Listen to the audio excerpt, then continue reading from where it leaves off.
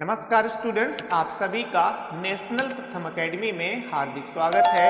आज हम बात करने वाले हैं यूपी पीसीएस 2025 नोटिफिकेशन के बारे में। ठीक है, तो सबसे पहले हम ये जान लेते हैं कि यूपी पीसीएस ये है क्या, क्योंकि इसमें काफ़ी कुछ कंफ्यूजन होता है। आपको इसमें अप्लाई करने के लिए कम से कम आपकी एज कितनी होनी चाहिए, आपके पास कौन कौन सी जो एजुकेशन क्वालिफिकेशन है वो क्या होनी चाहिए, कौन कौन सी पोस्ट होती है इसमें, और किस पोस्ट के लिए हमें क्या कुछ स्पेशल जो क्वालिफिकेशंस होती हैं क्या उसकी भी आवश्यकता पड़ती है, या कुछ ऐसी पोस्ट हैं जिनके लिए क्या हमें फिजिकल जो एलिजिबिलिटी होती है क्या उसकी भी आवश्यकता पड़ती है। तो हम सब कुछ डिस्कस करने वाले हैं, लेकिन वीडियो शुरू करने से पहले आप सभी से एक बार विनम्र निवेदन है, अगर आप हमारे चैनल पर नए हैं तो प्लीज हमारे चैनल को सब्सक्राइब करें। चलिए देखते हैं भाई।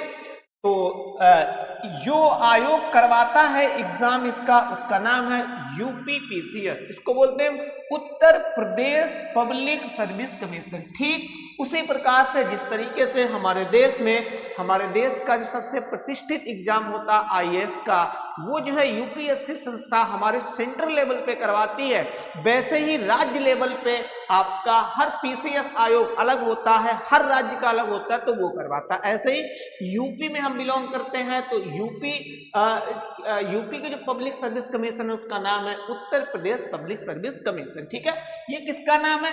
ये जो है आयोग का नाम है, ना कि परीक्षा का नाम है। परीक्षा का नाम ये नहीं है। परीक्षा का नाम आपका ये रहा है पीएससी। इसका मतलब क्या होता है? इसका मतलब होता है प्रोविंशियल सिविल सर्विस, मतलब जो राज्य लेवल की सिविल सर्विस होती है उसको हम प्रोविंशियल सिविल सर्विस बोलते हैं। अब देखते हैं कि एलिजिबिलिटी क्या होना चाहिए। जो एकेडमिक एलिजिबिलिटी होनी चाहिए वो आपके पास कम से कम ग्रेजुएशन तो होना ही चाहिए। इसका सीधा सा मतलब है अगर आप जो है इसमें अप्लाई करना चाहते हैं तो आपके पास ग्रेजुएशन होना चाहिए। फिर एज कितनी होनी चाहिए? तो मिनिमम एज आपकी 21 वर्ष होनी चाहिए और मैक्सिमम एज आपकी 40 वर्ष होनी चाहिए। इसमें जो है मैंने एज जो रिलैक्सेशन होता है, जो एज का आरक्षण दिया जाता है, जैसे एसटी कम्युनिटी के लोग हो गए, एससी कम्युनिटी के लोग हो गए, तो उनको छोड़ के मैं बता रहा हूं, तो उनको जो भी जितना मिलता तो उसमें ऐड कर सकते हैं।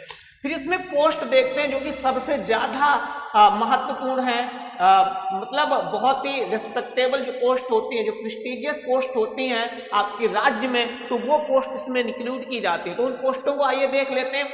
सबसे जो बढ़िया पोस्ट मानी जाती है वो आपकी डिप्टी कलेक्टर की मानी जाती है, जिसे हम एसडीएम बोलते हैं।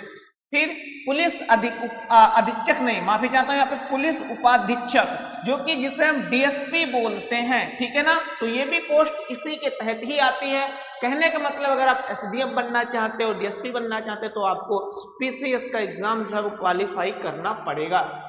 फिर है उप विभागीय मजिस्ट्रेट, फिर है ब्लॉक विकास अधिकारी, जिसे हम बीडीओ बोल देते हैं, जो कि हमारे ब्लॉक का सबसे बड़ा अधिकारी होता है। इसके अलावा वाणिज्यिक कर अधिकारी, ट्रेजरी ऑफिसर या अकाउंट्स ऑफिसर, इन दोनों की पोस्ट सेम है, बस अलग अलग नामों से इसको जाना जाता है। असिस्टेंट कमिश्नर कॉमर्शियल टैक्स, फिर असिस्टेंट रीजनल ट्रांसपोर्ट ऑफिसर, ये इसके बारे में तो आपने खूब सुना होगा। एक आरटीओ होता है, उसका सहायक होता है एआरटीओ, तो वो पीसीएस के थ्रू ही जो है आपका सिलेक्ट किया जाता है। जिला कमांडेंट होम गार्ड्स होता है, गन्ना इंस्पेक्टर और सहायक गन्ना आयुक्त। इसके अलावा में भी बहुत सारी पोस्टें होती हैं, जैसे आपने तहसील लेवल पे जो है नायब तहसीलदार या तहसीलदार का नाम सुना होगा, तो वो भी इसी एग्जाम के थ्रू ही आपका जो है सेलेक्ट किया जाता है। इसके अतिरिक्त भी कई पोस्टें जो है इसमें आती है, लगभग में 20 से 22 पोस्ट इसके तहत जो है भरी जाती है, लेकिन उनके लिए फिर हमें स्पेशल जो क्वालिफिकेशन होती है उसकी आवश्यकता पड़ती है। ठीक है, तो आइए अब हम नीचे देखते हैं कि जो है यूपी पीसीएस 2025 की नोटिफिकेशन आपकी आ चुकी है। अब इससे महत्वपूर्ण जो इंपॉर्टेंट डेट्स हैं उनके बारे में देख लेते हैं। आवेदन प्रारंभ, भाई तो आवेदन इसके जो है प्रारंभ हो चुके हैं कब से, 20 फरवरी 2025 से इसमें जो है एप्लीकेशंस जो है ऑनलाइन शुरू हो चुका है।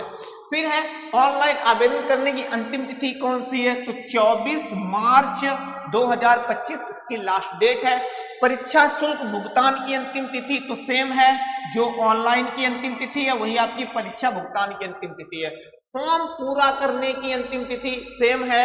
फिर सुधार की अंतिम तिथि, अगर आपको फॉर्म फिल करते समय कोई मिस्टेक आपसे हो गई है तो फिर उसमें इंप्रूव करने की, मॉडिफाई करने के लिए हमें थोड़ा सा वक्त और दिया जाता है, तो उसके लिए इन्होंने 2 अप्रैल दे रखा है। 2 अप्रैल 2025 तक इसमें जो है कुछ इंप्रूवमेंट आप कर सकते हैं।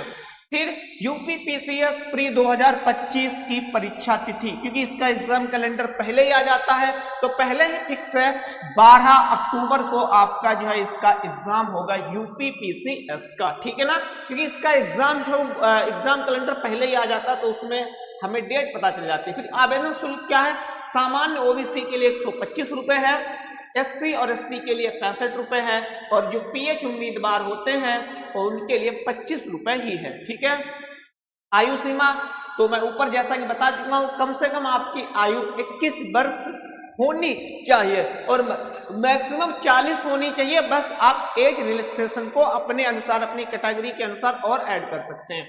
फिर एजुकेशन एलिजिबिलिटी ग्रेजुएशन, जबकि मैं ऊपर ही बता चुका हूं। अब हाँ, कुछ पोस्टें ये इंपॉर्टेंट है, कुछ पोस्टें ऐसी होती हैं उनके लिए जो फिजिकल एलिजिबिलिटी है तो वो भी आपके लिए जरूरी होती है। जैसे कि अगर आपका सपना जो है डीएसपी बनना है, क्या बनना है भाई, डीएसपी बनना है, तो उसके लिए फिजिकल एलिजिबिलिटी, जैसे डिप्टी जेलर एक होता है, एक डिप्टी जो जेलर होता है ना, तो उसके लिए भी कुछ फिजिकल एलिजिबिलिटी की आवश्यकता पड़ती है। तो क्या एलिजिबिलिटी होती है देख लेते हैं। अगर आप फिजिकल मेल हैं, मतलब मेल हैं, तो उसके लिए अलग है, फीमेल के लिए अलग है। अगर आप जनरल में आते हैं, ओबीसी में आते हैं और एससी में आते हैं, तो इसके लिए 165 सेंटीमीटर की आपकी हाइट होनी चाहिए। वही एसटी के लिए कम है, एसटी के लिए 160 सेंटीमीटर की आपकी हाइट होनी चाहिए। किसके लिए, ये मैं डीएसपी के लिए फिर बता रहा हूं, किसके लिए मैं बता रहा हूं, मैं डीएसपी के लिए बता रहा हूं, डीएसपी के लिए बता रहा हूं। और जो डिप्टी जेलर होता है इनके लिए जो है फिजिकल एलिजिबिलिटी भी आपको चाहिए होती है। फिर सीना देखो कितना, चेस्ट कितना होना चाहिए, कह रहा है बिना फुलाए हुए 84 सेंटीमीटर की चौड़ाई आपके चेस्ट की होनी चाहिए, और फुलाने के बाद जो है 89 सेंटीमीटर की आपकी चेस्ट होनी चाहिए। फीमेल की हाइट कितनी होनी चाहिए, तो फीमेल की हाइट 155 सेंटीमीटर होनी चाहिए, और चेस्ट जो है 80 से 85 सेंटीमीटर होना चाहिए। 80 से 85 का मतलब है फुलाए, और फिर इसका मतलब है बिना फुलाए, इसका मतलब है फुलाए, ठीक है ना। कुल पद कितने हैं, तो कुल पद अभी तक जो है वो 210 ही पद हैं, लेकिन इसमें क्या है कि जैसे आयोग को अधियाचन मिलते जाते हैं वैसे ही पोस्टें जो हैं इसमें बढ़ती जाती हैं आपकी, ठीक है ना। तो शुरुआत में 210 जरूर है, लेकिन देखना जब तक प्री एग्जाम होगा और जब तक प्री का रिजल्ट आता है तब तक पोस्टें बढ़ के कम से कम 500 या 550, 600 के आसपास आपकी हो सकती है, ठीक है ना। इतनी उम्मीद की जाती है क्योंकि बढ़ जाती है काफी। फिर हाँ, ये चीज बहुत आपके लिए इंपॉर्टेंट है, यूपीपीसीएस प्री 2025 भर्ती पदवार पात्रता विवरण। देखिए पहले कुछ समझ लीजिए यहाँ पे, नहीं तो आप कंफ्यूज हो सकते हो।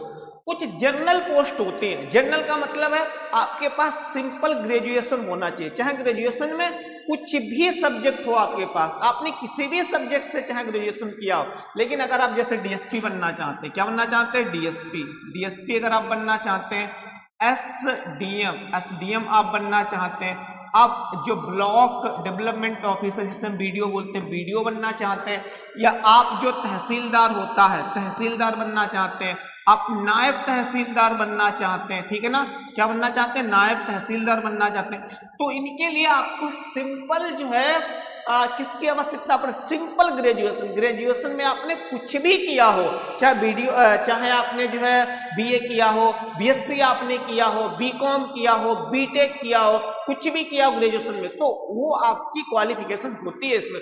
लेकिन कुछ अलग से और पोस्टें तो उनके लिए स्पेशल क्वालिफिकेशन होती है। स्पेशल का मतलब है आपको जो है उस सब्जेक्ट में ग्रेजुएशन आपका होना चाहिए, तभी आप आप उस पोस्ट के लिए एलिजिबल हो पाएंगे।